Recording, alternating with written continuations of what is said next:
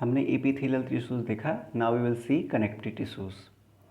So connective tissues as the name suggest it works for connecting. किसको connect करता है? हमारे बॉडी को कनेक्ट करता है, हमारे बॉडी सिस्टम को कनेक्ट करता है, हमारे सारे ऑर्गन्स को कनेक्ट करता है. That's why this is known as connective tissues. And depending on their functions they are various type of connective tissues. और इनका शेप अलग होता है, इनकी साइज़ अलग होती है, इनका फंक्शन ये फंक्शन ही डिसाइड करता है कि इनका शेप कैसा होगा, इनकी साइज़ कैसी होगी, whether it will be flexible, whether it will be hard. तो what will be the form of that particular connective tissues. So we will see that what connective tissues are actually. The cells of connective tissues are loosely spaced and embedded in an intercellular matrix. They are specialized to connect various body organs. Few examples we can see that what are the special connective tissues in our body. That is blood, major connective tissues, bones, cartilage, ligaments, tendons, areolar tissues, adipose tissues. So these are the major connective tissues known in our body. So we will see one by one. That first major connective tissues is blood. So what is blood? We will discuss few things about blood and few interesting things also about blood, then we will move further. So blood is, it is liquid in form, as you know, and it is having a matrix. This is known as plasma. Plasma is a yellowish liquid like material. And composition of blood, the liquid part of the blood, that is matrix, is known as plasma. It constitutes 55% of the total volume of the blood. And solid part, that is blood corpuscles, ये 45% होता है. And what are the major things in that solid part is RBC, red blood corpuscle, WBC, white blood corpuscles, and platelets. ये formed element होते हैं. क्या formed element होता है ये हम आपको बताएंगे आगे कि क्यों हम इसको formed element कहते हैं. देखिए, this is the composition of blood. इसमें आप देख सकते हैं कि अगर ब्लड वेसल्स को देखा जाए और उसमें से ब्लड निकले तो आपको क्या क्या मिल सकता है. वो मिलेगा आपको आरबीसीज, जो कि रेड ब्लड सेल में अपर साइड में आप देख रहे हैं. सबसे नीचे आप देख रहे हैं प्लेटलेट्स हैं. इनका शेप देखिए आपको अलग मिलेगा. Yellowish colours I have discussed previously, that is plasma. Then white blood cells. So this is the composition of blood. Now will see something more about blood. The study of blood is known as hematology. The process of formation of blood in our body is known as hemopoiesis. You know, as usual, that color of our blood is red. Very interesting thing, it is slightly alkaline. That pH is 7.4. और अगर आप wait के हिसाब से देखें, एक ideal weight of human body के हिसाब से देखें तो जिसका बॉडी मास इंडेक्स BMI के हिसाब से अगर सही तरीके से देखा जाए तो 7 to 8% of body weight is blood. और अगर बाई वॉल्यूम में आप देखना चाहें तो in male it is 5 to 6 litre and in female it is 4 to 5 litres. Blood को फॉल्स कनेक्टिव टिश्यूज क्यों कहा जाता है? क्योंकि the cells of blood have no power of division. अभी समझ में आया? फॉर्म्ड एलिमेंट कहते हैं क्योंकि ये सेल्स बनती हैं. सेल दूसरे सेल को नहीं बनाती, सेल से सेल नहीं बनती. That's why they are known as formed element. कौन बनाता है? ये प्लाज्मा. कहाँ? तो ये सब चीज़ें हैं, इसीलिए ये फॉर्म्ड एलिमेंट कहा जाता है और इसीलिए इसे फॉल्स कनेक्टिव टिश्यूज़ कहते हैं. दूसरे कनेक्टिव टिश्यूज़ में क्या होता है कि एक सेल डिवाइड होकर दूसरी सेल्स को बना सकती हैं, लेकिन ब्लड में ऐसा नहीं होता है. दूसरी चीज़, fibres are completely absent in blood. And तीसरी चीज़ क्या है? Matrix of the blood is produced and synthesised by liver and lymphoid organ. तो जो मैट्रिक्स है वो भी कहाँ बनता है? लीवर में बनता है. तो ये सारी चीज़ें जो हैं वो डिराइव की जाती हैं. और डिराइव किससे की जाती है? खुद से नहीं, दूसरी चीज़ों पे डिपेंड करती हैं. That's why it is connective tissues but it is false connective tissues. तो हम आगे देखेंगे बोन के बारे में. तो बोन बॉडी में होती हैं. जो हमारे बॉडी का स्ट्रक्चर बनाने में बहुत महत्वपूर्ण योगदान निभाती हैं, और ये हार्ड होती हैं, जिसकी वजह से हमारे अपने बॉडी का जो एक पर्टिकुलर शेप है वो मेंटेन रहता है, and it makes our body strong. तो it is also a connective tissue that forms the framework that supports the body. You just assume if there is no bone in our body, what will be the shape of our body? आप सोच सकते हैं, आप कल्पना कर सकते हैं कि अगर हमारी बॉडी से सारे बोन्स को निकाल दिया जाए तो कैसी हमारी बॉडी होगी. हम एक गट्ठर की तरह होंगे, जो कि एक मांस का एक गठरी होगी. उसी तरीके से हमारा शेप होगा. Means we will not have any kind of shape, will behave like football. और शायद वो भी ना हो पाए, क्योंकि बहुत सारे ऐसे ऑर्गन हैं जो कि अगर बोन से प्रोटेक्ट न हो तो they will not be able to function. जैसे आपका जो हार्ट है, जो आपके लंग्स हैं, वो they are very soft and they are protected in that cage. You know it very well. That's why this bone is very very important. It is a strong and non flexible tissue. आपने देखा कुछ tissues, आप आगे और देखेंगे कि कुछ tissues ऐसे हैं जो बहुत ही फ्लेक्सिबल हैं, बहुत ही फ्लेक्सिबल हैं, and they are known for their flexibility. तो जैसे आप लिगामेंट्स को देखेंगे, दे आर हाईली फ्लेक्सिबल. उसी तरीके से जैसे हर तरीके की चीज़ों की ज़रूरत होती है, कहीं छोटे की, कहीं बड़े की, कहीं मोटे की, कहीं पतले की, कहीं स्ट्रांग की, कहीं वीक की, कहीं फ्लेक्सिबल की, तो कहीं नॉन फ्लेक्सिबल की. तो that's why these are the things, that these are the connective tissues. They have made a system, that's why we are able to survive, our body is able to survive. So bone cells are embedded in a hard matrix that is composed of calcium and phosphorus compound. आप देखिए bone की structure को, यहाँ पे bone के structure को बहुत ज़्यादा समझना इंपॉर्टेंट नहीं है, but for our understanding we can see that जो दो एक्सट्रीम सबसे बाहर वाले पोर्शन है, they are known as epiphysis. Just below the epiphysis you can see that there is metaphysis, and this is diaphysis, जो metaphysis के just नीचे है. उसके बाद आप देख सकते हैं इंडोस्टियम एंड पेरियोस्टियम. तो osteum it is derived from this, that's why it is known as, it is related with our bone. These are the words. और ये हमारे जो बोन मैरो है, जिसमें आप देख रहे हैं मैरो कैविटी, जहाँ बोन मैरो पाई जाती है. So yellow colour bone marrow and cancellous or spongy bone with red bone marrow. तो साइड साइड में आप उसको देख रहे हैं.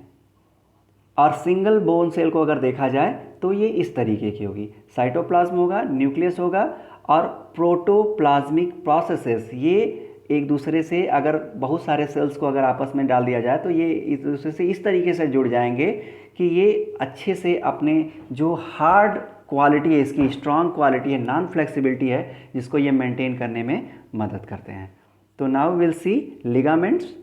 सो we have seen that blood.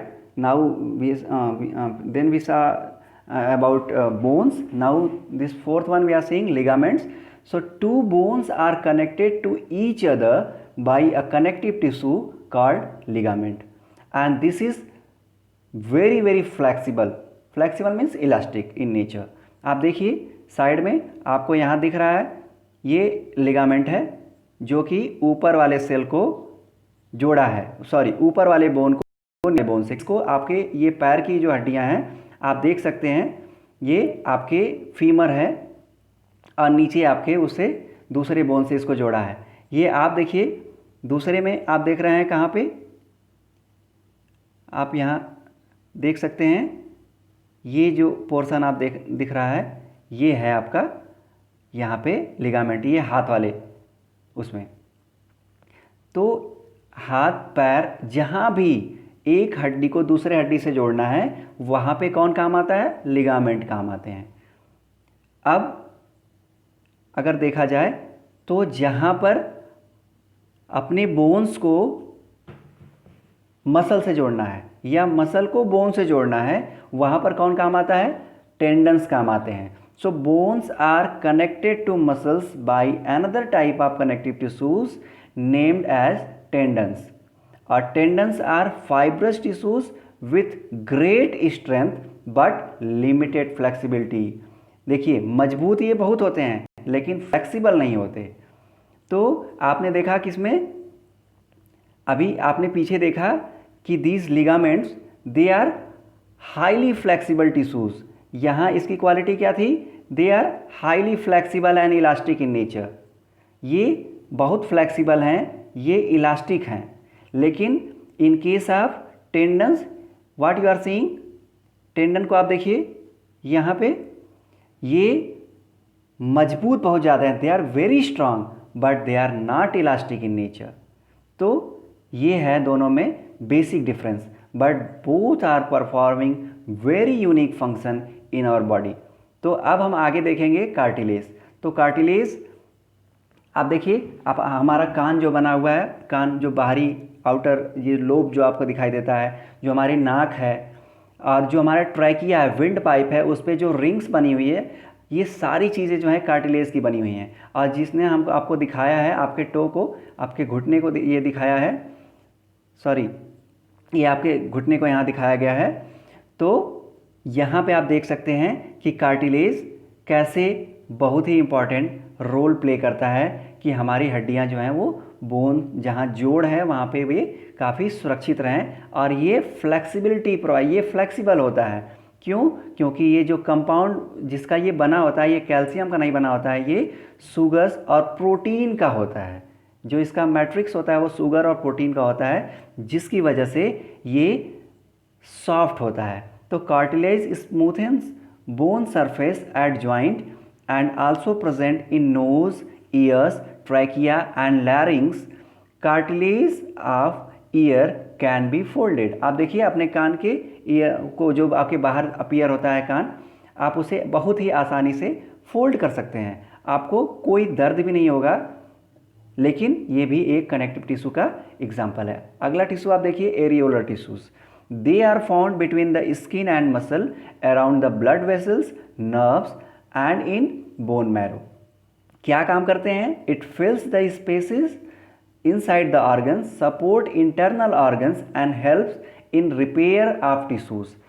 तो ये क्या करते हैं, एक तरीके से वियर और टियर जब होता है टिश्यूज का, तो उसको ये रिपेयर करते हैं, ये रिपेयरिंग में मदद करते हैं। That's why they are areolar tissues. आप देखिए स्ट्रक्चर में आपको क्या क्या दिख रहा है, macrophage, fibroblast and collagen fibers are the major things that are present in areolar tissues.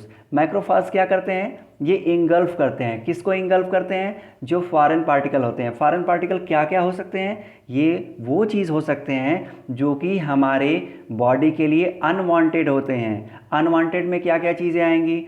हो सकता है कोई इन्फेक्शन हो, कोई माइक्रोबियल इन्फेक्शन हो सकता है कि कोई सेल जो डैमेज हो गई हो, जो बॉडी को डिस्टर्ब कर रही हो, ये उसे इंगल्फ करते हैं, उसे डाइजेस्ट करते हैं और उसे हमारी बॉडी को सेव करते हैं। फाइब्रोब्लास्ट क्या करता है? ये हमारे बॉडी को एक तरीके से, जैसे आपको बताया गया इसी में, कि ये क्या करते हैं, हमारी बॉडी को रिपेयर करते हैं। कौन? एरियोलर टिश्यूज रिपेयरिंग करने में मदद करते हैं, वियर टेयर। तो ये फाइब्रोब्लास्ट भी उसी रिपेयरिंग में मदद करता है। और collagen fibre, again these are the basic things. क्या करते हैं? ये हमारी बॉडी के मेंटेनेंस में मदद करते हैं।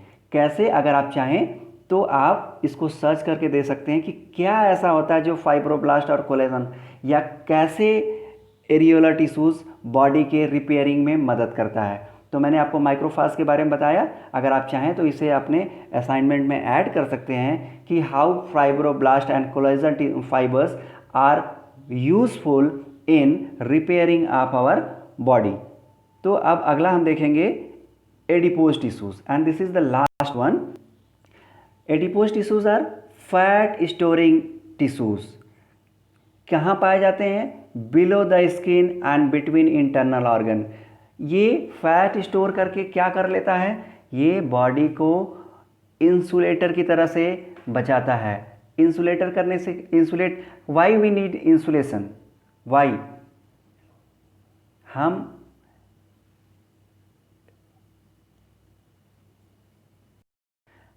हमारी बॉडी में इंसुलेशन की ज़रूरत इसलिए पड़ती है कि अगर हमारी बॉडी को, वी आर होमोथर्मिक, हम होमोथर्मिक हैं।